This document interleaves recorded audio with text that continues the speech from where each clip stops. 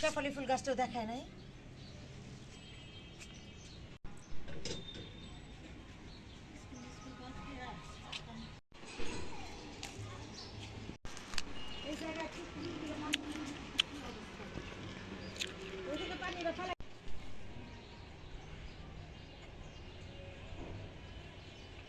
আসসালামু আলাইকুম। আশা করি আপনারা সবাই অনেক বেশি ভালো আছেন।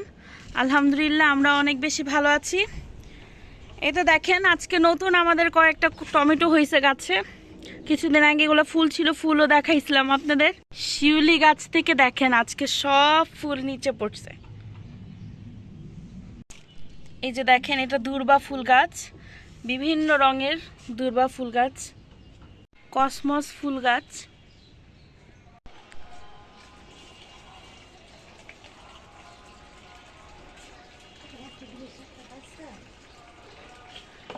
আমাদের ছাদে অনেকগুলা টমেটো গাছ আছে।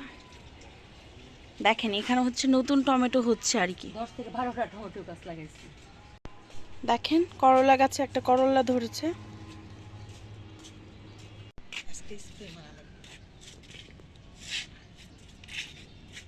এটা কি দর্শক দেখেন, কিছুদিন আগে আমি সরষা বিচি বুনেছিলাম, সেখান থেকে কত সুন্দর মানে সরষা শাক হয়ে গেছে। এখন আজকে আমি এটা ভাজি করে দেখাবো।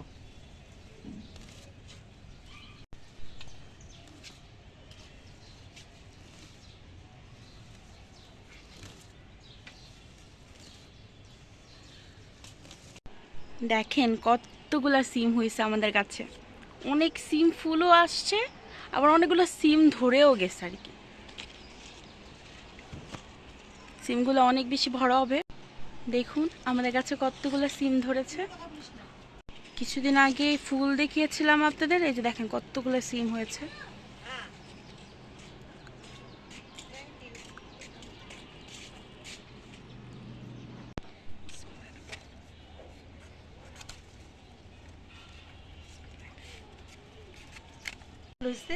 আজকে আমরা এই ধুন্দুল দিয়ে দেশি টাটকিনি মাছ রান্না করব।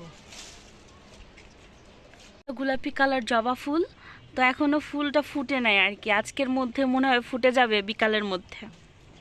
গাছ সরিষা গাছের নিচে বা ধনিয়া গাছ বুনছিলাম একসাথে, তখন আর সরিষা গাছের চাপে আর ধনিয়া গাছ হতে পারে নাই। এখন দেখতেছি সুন্দর গজায় গেছে। কি বলে সার ছাড়া কি সুন্দর টাটকা শাক, কোনো সার ব্যবহার করিনি। কি রে মেবো,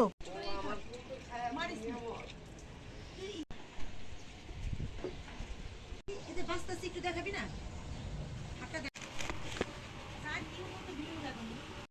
এই যে দেখেন গাছের মধ্যে মূলত মানে ফল টলের ছিলকা, ফল কিংবা হচ্ছে যে দেখেন এই যে মাছের আইসটা সবকিছু দেওয়া হয়।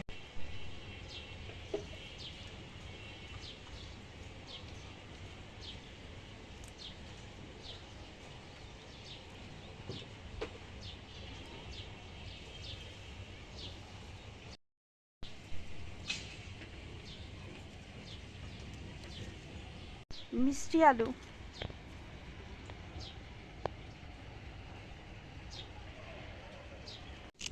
দেখেন অনেকগুলা মূলা হইছে আমাদের কাছে।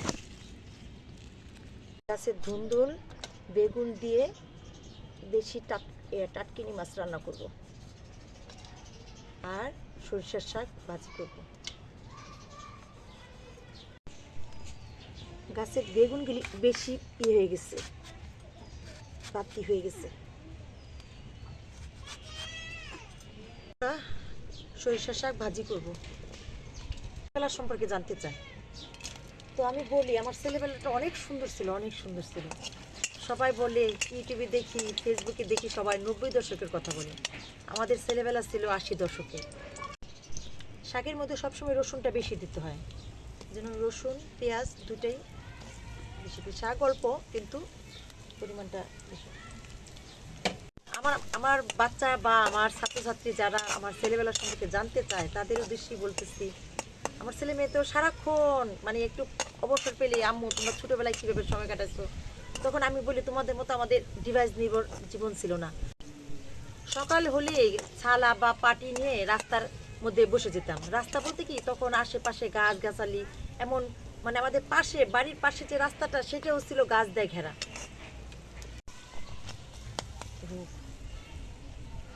হাসি দাও, এমন করে হাসি দাও, হাসো। ব্যাপার আমি আসছি না। ছোটবেলা যখন মা রান্না করতো আমরা কি করতাম, ওই সাথে সাথে সব কিছু নিয়ে নিয়ে অল্প অল্প করে নিয়ে নিয়ে রান্না করতাম। ছোট ছোট পাতিলে ভাত রান্না করতাম, কড়াইতে তরকারি রান্না করতাম, পাতিলে রান্না করতাম। মা যখন রান্না করতে বসতো তখন সব কিছু নিয়ে নিয়ে কলা গাছের নিচে বা আম গাছের নিচে আমরা এগুলো রান্না করতাম। মা যখন ভাপা পিঠা বানাইতো, পাটিসাপটা পিঠা বানাইতো, যাই বানাইতো সাথে সাথে আমরাও বানাইতাম। আমরা পাশের বাড়ি আগে। তো এখনকার ছেলেমেয়েরা কি, আমাদের ওদের জন্য খুব কষ্ট হয়। আমরা কিন্তু খেলাধুলাও করছি, পড়াশোনা করছি, কিন্তু দেখেন এখনকার বাচ্চারা শুধু পড়াশোনা পড়াশোনা। আমার ভালো লাগে না, আমি ক্লাসও আমার বাচ্চাদের সাথে গল্প করি। তাই মানে এখন রান্না করতেছে আর অবসর সময়, এই জন্য আমার বাচ্চাদের উদ্দেশ্যে, আমার কি বলে, আমার যারা ভক্ত আছে তাদের উদ্দেশ্যে বলতেছি যে আপনাদের ছেলেবেলাটার নিচেই অনেকের আমার মতো কাটছে। একটা ছেলে ইউটিউবে প্রায়ই দেয় যে ও 90 দশকের কথা ও ভুলতেই পারে না। আমিও বলি ওর উদ্দেশ্যে যে ও যদি আমার অনুষ্ঠানটা দেখে, আমার রান্নার অনুষ্ঠান, যেভাবে ভাজি করতে যাবেন তখনই করবেন, শাকটা চিপড়ায় দিবেন। আমি চিপড়ায় দিই না, কারণ এর আগে আমি আপনাদের সর্ষে শাকের যে রেসিপিগুলো দেখাচ্ছি সেটা চিংড়ি মাছটা ছিল, পুঁটি মাছটা ছিল, যার জন্য আমার চিপড়ানোর প্রয়োজন পড়ে নাই। কিন্তু এখন আমি ভাজি করতে যেয়ে দেখলাম যে অনেক পানি উঠে।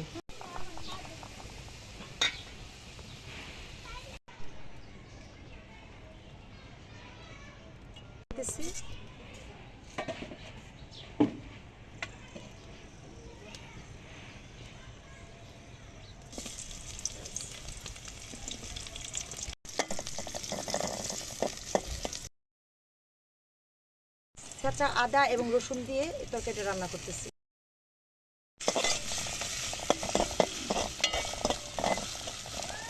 হলুদের সাথে ধনিয়া একসাথে ভাঙাইছি, ঠিক আছে? হলুদ না একসাথে মানে ভাঙাই, যেহেতু আমার ইজি রেসিপি, যতটা ইজি কাজ করা যায়।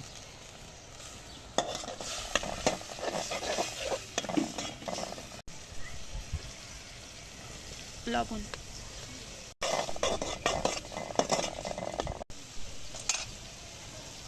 এখানে বেগুন আর ধুন্দুল, গাছ থেকে যে পারলাম বেগুন ধুন্দুল, এটা দিচ্ছি।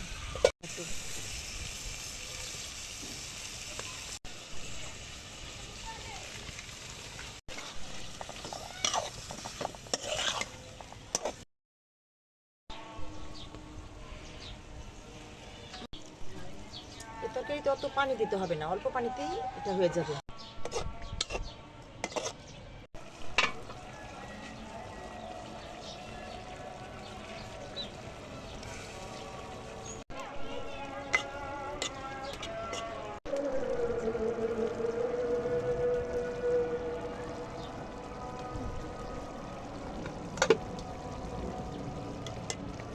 শেষের দিক দিয়ে জলটা ভালো যাবে। রান্না করে খাবেন, দেখবেন যে অনেক টেস্টি লাগে।